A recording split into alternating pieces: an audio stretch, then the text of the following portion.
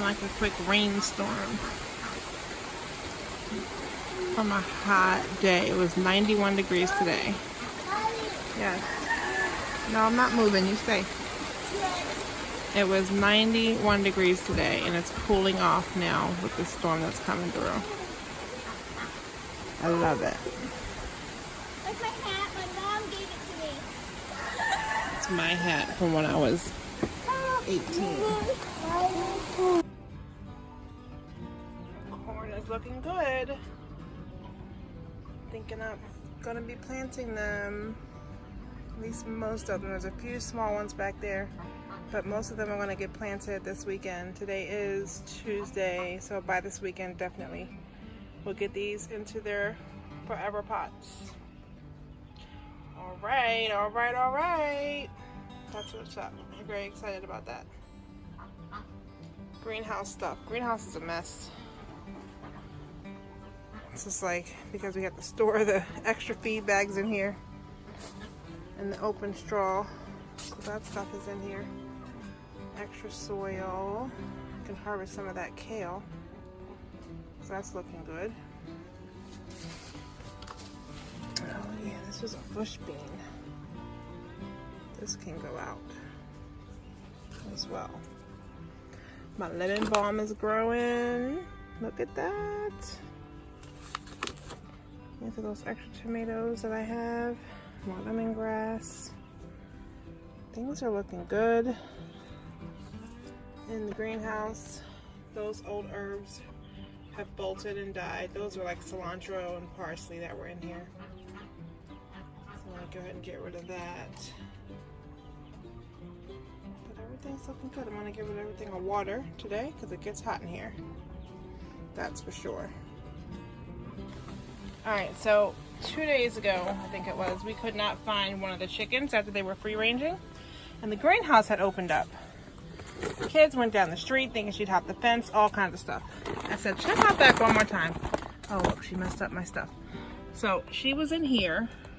Look, she was in here laying an egg in the corn. Safe to say that egg is good, but the corn has been hurt.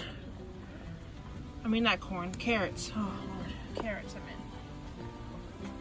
She was up under there. That's why we couldn't find her. She scratched up my plastic, so I'll lay some more plastic on there. But we got to get the stones in here as well. I don't know if that corn will be able to come back. I keep saying corn. If that carrot, those carrots will be able to come back or not, but I'll go ahead and water them just in case they do. Just crazy. That was one of our Easter eggers that was in there.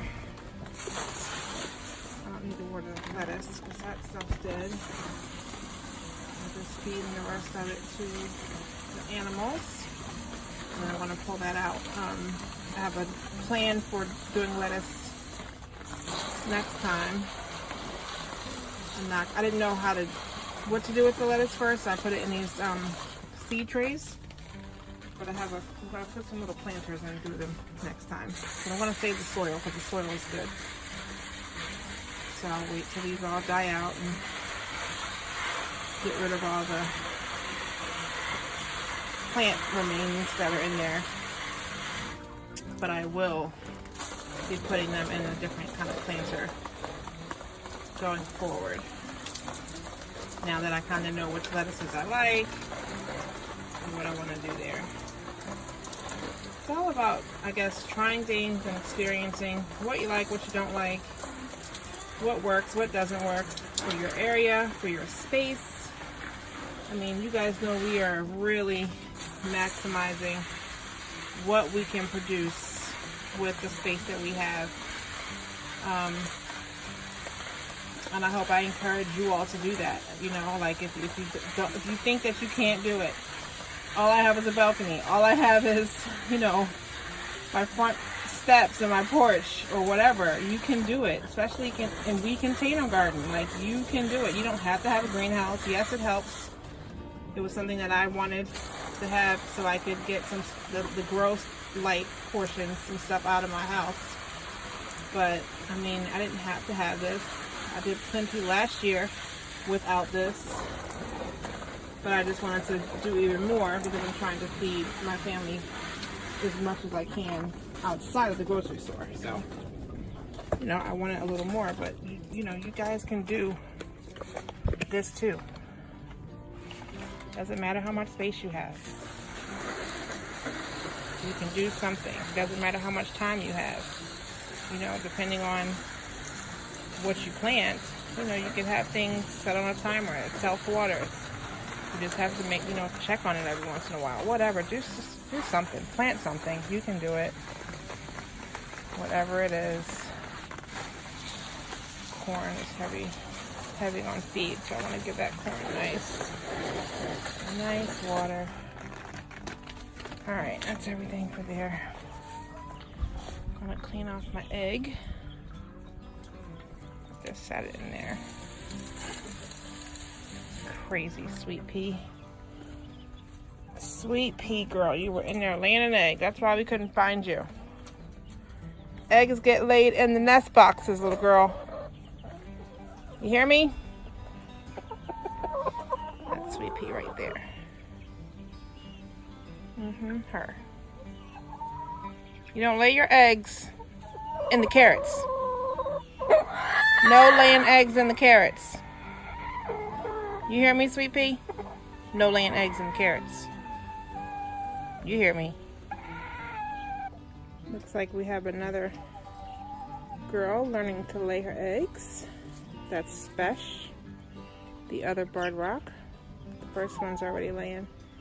But now we have two barred rocks getting her lay on. So I'll check back later on and see if she did it. But maybe she might just be checking it out. She was in there once, she came out, came back in. She was in a couple of different nest boxes too, so she's like trying to figure out what do I like in here? What do I want to do? You can do it, Sbeck. Got our first harvest of broccoli today. Looks like it was starting to seed, I guess. Because we've had a lot of heat days, but we're going to eat it right now. Well, we're going to cook it right now to eat. Hey guys, so I'm going to show you what I'm going to do with the quail that we harvested for dinner tonight. Alright, so I got everything I need here. Here's our quail. Just gave them a good washing again, just with water. I got them sitting open side up so I can get them seasoned. And then I'll flip them over, get the other side seasoned, and then I'll put my cream sauce that I'm using over them. We're gonna do them that way. So I'm gonna go ahead and start seasoning. I have my pink Himalayan salt. So I'm just gonna sprinkle that in. I already set my oven to 350. This is a recipe that I do with chicken all the time. You can do the same recipe with chicken, you know, probably pork, quail, rabbits, all of that. It's really good. So salt and pepper. And this here is basically like an Italian seasoning blend that I have. And I mix this with the different herbs that we have growing in our garden. I've dried all my herbs and I've mixed a few to blend together to make one thing all together. So that's what this is. So this is rosemary, sage, what else is in here? Oregano, marjoram, thyme, I'm thinking basil. That's what's in here. So this, just going to sprinkle and let it fall over it. Just going to use this a little bit so I can get on this side over here.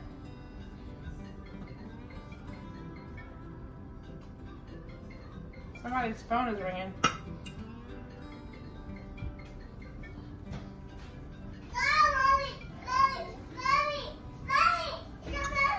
Silas, it's okay.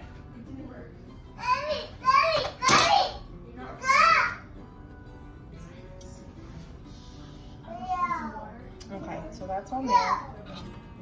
trying to keep my hands dry, so I'm going to try to use this fork to flip them over.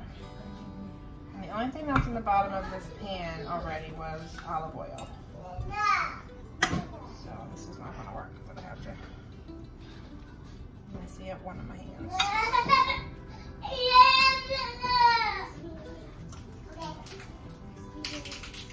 This one here. This one here. I'm sorry guys, my kids are talking a lot in the background. That's what happens though, right?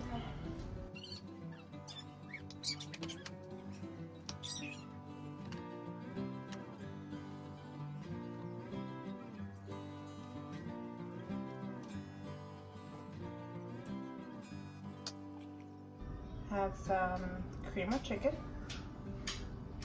I'm gonna just literally smother this all over each piece here.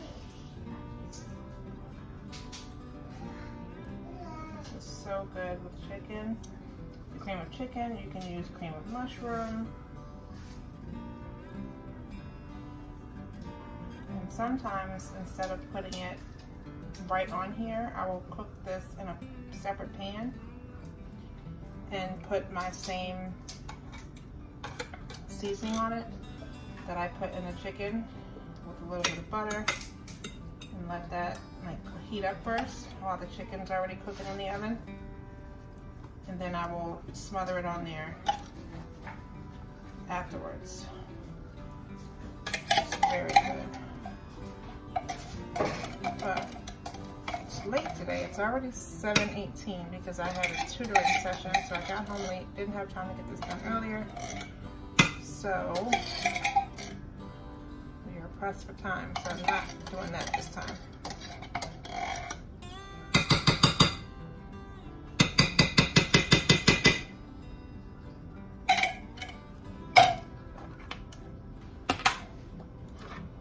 There you have it.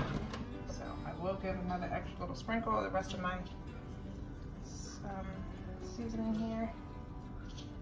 And dried herbs, rather, it's not really seasoning, but it's more my dried spices.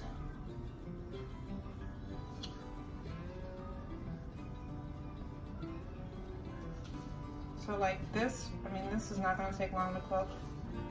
And I don't want to cook it too fast. I'm cooking it on 350.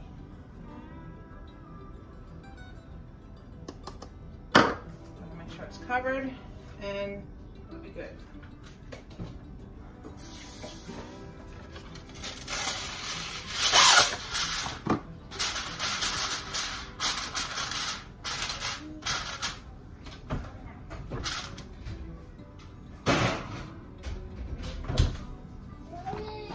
Alright, I'll be back to show you the finished product. Check that out. They are still bubbling. Yummy goodness. So I bumped the heat. I started at 350 and then I bumped it up to 450 for about 15 minutes. I think that was the time. Oh, I don't know. There's different recipes out there. Some say cook it as high as you can, as fast as you can. So I've seen like 500 degrees for 15 minutes. Alright, so this is the full final product with the rest of our meal. Some string beans and some white rice. That is super good. Now the only difference in my plate and Sam's plate is Sam has, instead of string beans, she has broccoli that we grew ourselves. Alright guys, let's pause for a second. So yes, this was the final product, but I will say, once I cut into it, the meat wasn't as done as I'd like it to have been. So I put it back in the oven and I put it to the temperature to 500 degrees and I cooked it another like 10 minutes. So I don't like it the way it was originally. Like the meat was good, but the skin, I kind of wanted the skin. That was the whole point of butchering it with the skin on. So I wanted the skin to be a little bit more done. It seemed like it had like that tough rubbery feel before I put it in that extra time. So I just want to tell you guys that I think the cooking time should change. I think it should be cooked in the whole entire time, either 450 or to 500 degrees, and cook it for about 20 minutes would be probably good.